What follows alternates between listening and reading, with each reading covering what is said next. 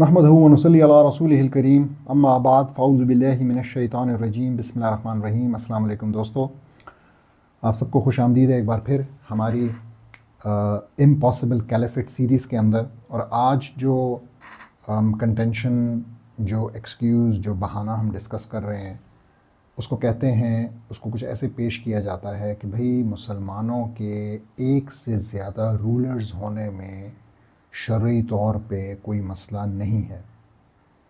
اور یہ بہت بڑا الزام ہے، یہ اسلام کے اوپر رسول اللہ صلی اللہ علیہ وسلم کی جو احادیث کا مجموعہ ہے یہ بالکل اس سے انحراف ہے۔ اور ایون یہ قرآن کی جو بڑی ہی کلیئر کٹ انڈرسٹینڈنگ ہے جس میں ہمیشہ مسلمانوں کو جسد واحد، امت واحد کے طور پہ پیش کیا گیا ہے، یہ اس کے ساتھ بالکل اختلاف والی پوزیشن ہے۔ پہلے یہ سمجھ لیں کہ لوگ ایسا کہتے کیوں ہیں۔ دیکھیں، مسئلہ یہ ہے کہ کم ایسے لوگ ہوں گے جو کہ اس بات کو سمجھیں کہ اسلام جو ہے وہ ریالٹی کے ساتھ تبدیل ہونے نہیں آیا، بلکہ اسلام ریالٹی کو تبدیل کرنے کے لیے آیا ہے۔ اس کا مطلب یہ ہے کہ 1945 کے بعد سے بالخصوص اور 1700s میں جب 1600s میں جب ویسٹ ویلین ٹریٹی ہوئی تو اس وقت سے بالعموم لوگوں کے اذہان کے اندر یہ نیشن سٹیٹس کے کانسیپٹ نے جنم لے لیا۔ اور یہ نیشن سٹیٹس کا کانسیپٹ اصل میں اس کو بنانے کی ایک بڑی وجہ یہ تھی کہ مسلمانوں کی جو اتنی طاقتور ریاست تھی اس وقت عثمانی خلافت، اس کو توڑنا مقصود تھا۔ تو جو بڑی ریاستیں تھیں، جو بڑی پاورز تھیں، جس میں برطانیہ تھا، امریکہ تھا، روس تھا، یہ جانتے تھے کہ یہ کسی اور بڑی طاقت کا مقابلہ نہیں کر سکتے، خاص کر اسلام، مسلمانوں کی جو ایک خلافت ہے اس کا مقابلہ نہیں کر سکتے۔ تو ان کے لیے بہت ضروری تھا کہ ایک نیشن سٹیٹس کا کانسیپٹ بنے اور چھوٹی چھوٹی سی قومی ریاستیں ہوں اور ان کے اندر اپنی مرضی کا لیڈر لائیں، ان کے اپنے اندر مرضی کا نظام لے کر آئیں اور پھر اس کے مطابق ان کو کنٹرول کیا جائے۔ اور آپ دیکھ رہے ہیں یہی مسلمانوں کے ساتھ ہو رہا ہے۔ کوئی 57-58 ریاستیں ہیں اور ہیں تمام مسلمان، جس میں آپ آج جا کے سروے کروا دیں تو تمام آپ کو وہاں پہ تقریباً 70-80-90% لوگ ملیں گے جو کہیں گے ہم نے شریعت کے مطابق زندگی گزارنی ہے، لیکن یہ کبھی ہو نہیں پاتا ہے۔ اور آپ ان کے اوپر مختلف عجیب نظام جو ہے نا، کچھ جمہوری، کچھ بادشاہت والے، وہ نافذ کر کے بیٹھے ہیں۔ تو اب اس تھنکنگ سے اس چیز نے جنم لیا کہ بہت سے مسلمانوں نے سوچا کہ دیکھیں جی اب تو یہ نیشن سٹیٹس ہیں، اب تو یونائٹڈ نیشنز ہے، اب تو امریکہ اتنا طاقتور ہے تو یہ نہیں ہو سکتا۔ تو انہوں نے یہاں سے پھر جسٹیفیکیشنز لانا شروع کی کہ بھئی کیا فرق پڑتا ہے اگر مسلمانوں کے 2، 4، 6، 8 رولرز ہیں، لیکن اگر سارے اسلام امپلیمنٹ کر رہے ہیں تو ہمیں اس سے کوئی مسئلہ نہیں ہے۔ نہیں، ہمیں اس سے مسئلہ ہے۔ یہ مسلمانوں کی یونٹی کے اوپر ایک کاری ضرب ہے۔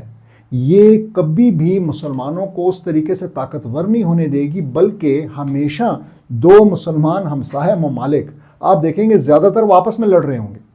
یہ ایک گیون ہے، یہ ایک ریالٹی ہے، ہمیں پتہ ہے کہ ایسا ہوگا۔ وہ طاقت کی لڑائی ہوگی اور پھر اور لڑائی ہوگی اور ایک ملک جو ہے وہ تقسیم در تقسیم ہوگا، کیونکہ اس کے اندر بھی اگر آپ نے یہ اجازت دے دی تو آپ نے فلڈ گیٹس کھول دیے تو پھر پاکستان میں بلوچی کہیں گے کہ بھئی ہمیں یہ قبول نہیں ہے۔ جس طرح بنگلہ دیش علیحدہ ہوا ہے اور اپنا ملک بنا لیے، بلوچی کہیں گے ہم نے بھی بنانا ہے، پختون کہیں گے ہم نے بھی بنانا ہے، سندھی بھی کل کو کہیں گے۔ اس طریقے سے یہ تقسیم در تقسیم کا سلسلہ جاری رہے گا اور ہم کمزور پڑتے رہیں گے۔ لیکن صرف یہ مسئلہ نہیں ہے، میں آپ کو پھر کہہ رہا ہوں شریعت اس کی اجازت ہی نہیں دیتی۔ آپ دیکھیں یہ جو آیت ہے جو ہم بہت پڑھتے ہیں، وَاعْتَصِمُوا بِحَبْلِ اللَّهِ جَمِيعًا وَلَا تَفَرَّقُوا، یہ کیا کہہ رہی ہے؟ یہ کہہ رہی ہے کہ مسلمان آپس میں تفرقے میں نہیں پڑ سکتے۔ کیا سب سے بڑی تفریق آج نیشن سٹیٹس کی نہیں ہے؟ کیا سب سے بڑی ڈیوائیڈ یہ نہیں ہے؟ کیا وہ لکیریں انگریزوں کی لگائی ہوئی نہیں ہیں جن کو ہم آج اپنی جان کے ساتھ ڈیفینڈ کرنے میں لگے ہیں؟ کیا ہمارے اندر یہ بات بالکل بس نہیں گئی ہے کہ اب ہم یہ سوچتے ہیں کہ جی بارڈر کے اس پار جو ہے وہ تو افغانی ہے، بارڈر کے اس پار جو ہے وہ کشمیری ہے، بارڈر کے اس پار جو ہے وہ فلسطینی ہے؟ کیا یہ بات ہمارے اندر نہیں آ گئی؟ اور اس کی بیسس پہ ہم کیا کرتے ہیں؟ ہم اپنی سپورٹ ان سے وڈرا کرتے ہیں، روک لیتے ہیں۔ ہم اپنی فوج نہیں بھیجتے، ہم اسلحہ نہیں دیتے، ہم کھانا پینا نہیں دیتے، ہم میڈیسنز نہیں دیتے، کیونکہ ہماری ذمہ داری نہیں ہے، یہ تو عذر پار ہے۔ یہ کانسیپٹ اسلام میں کہاں سے داخل ہو گیا؟ تو اس کانسیپٹ کو داخل کرنے کے لیے بیسیکلی یہ چیز کہی گئی۔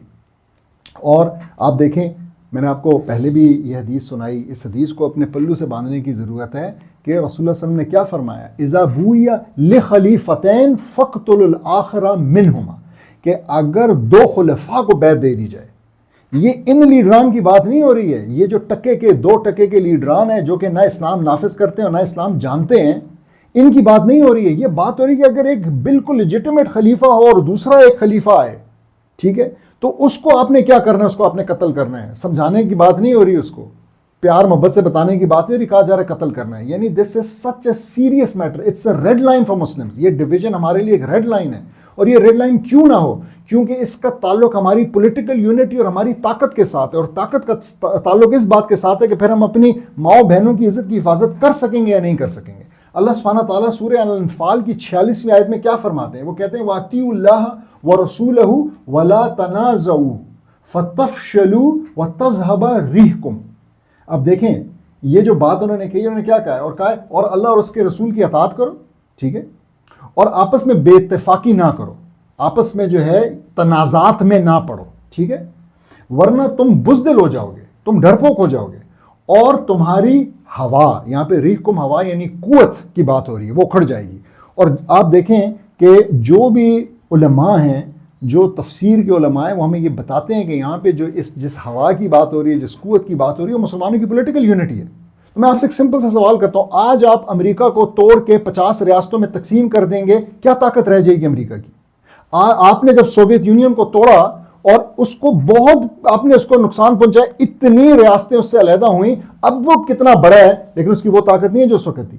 کیا چین کی جو ہے نا وہ پالیسی نہیں ہے، ون چائنا پالیسی، جس کے اوپر وہ کہتا ہے ہم کوئی کمپرومائز نہیں تیار ہیں کرنے کے لیے، چاہے وہ تائیوان ہو، چاہے وہ ہانگ کانگ ہو، چاہے وہ کوئی اور علاقے ہوں، چاہے وہ سنکیانگ جو وہاں پہ مسلمان آباد ہیں وہ علاقہ ہو، جو ویگر مسلمانوں کے ساتھ وہ ظلم ڈھا رہا ہے. وہ کیوں ڈھا رہا ہے؟ کہتے ہیں جی ون چائنا پالیسی ہے.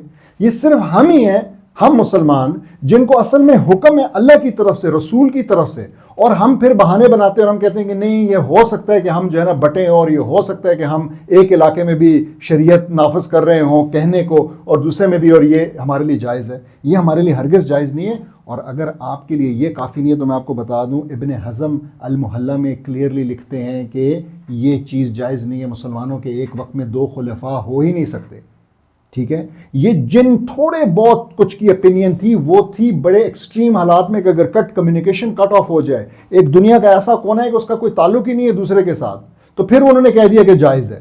وہ تو آج ریالٹی ہی نہیں ہے، وہ ایکسٹریم حالات تو ہیں ہی نہیں، لیکن پھر بھی وہ اس کنڈیشن میں کہا، اور پھر بھی کہا کہ اگر پتہ چل جائے ان کو کہ یہ 2 ہیں تو ان میں سے ایک جائز ہوگا اور دوسرے کو ایبڈیکیٹ کرنا پڑے گا، اپنا رول دینا پڑے گا. اسی طریقے سے امام الموردی نے احکام السلطانیہ کے اندر یہی اپینین دہرائی ہے کلیئرٹی کے ساتھ، اور امام النووی بھی اسی اپینین کو فالو کرتے ہیں. تو مجھے سمجھ نہیں آتی کہ آج کہاں سے لوگ اٹھ کے آ جاتے ہیں اور وہ ہمیں یہ بتانے کی کوشش کرتے ہیں کہ ہمارے جو ہے نا ملٹیپل رولرز ہو سکتے ہیں اور ملٹیپل نیشنز ہو سکتی ہیں. اور کیا انہوں نے دیکھا نہیں کہ مسلمانوں کے ساتھ پچھلے 2 سال میں کیا ہوا، پچھلے 10 سال میں کیا ہوا، پچھلے 100 سال میں کیا ہوا؟ کیا یہ سب اس تقسیم کا نتیجہ نہیں ہے جو کہ عثمانی خلافت جب 1924 میں توڑی گئی اور مسلمانوں کو حصے بکھرے کیے گئے، کیا یہ سب اس کا نتیجہ نہیں ہے؟ تو میرے خیال میں یہ آرگیومنٹ جو ہے نا it does not hold any water. ہمیں ضرورت ہے کہ ہم اس قسم کے آرگیومنٹس کو اچھی دلیل کے ساتھ، اچھی ڈسکشن کے ساتھ ختم کریں، تہس نہس کریں. اور اس کے لیے میری آپ سے ریکویسٹ ہے کہ اس ویڈیو کو اور ہماری ان ویڈیوز کو لوگوں تک پہنچائیں. جزاک اللہ خیر.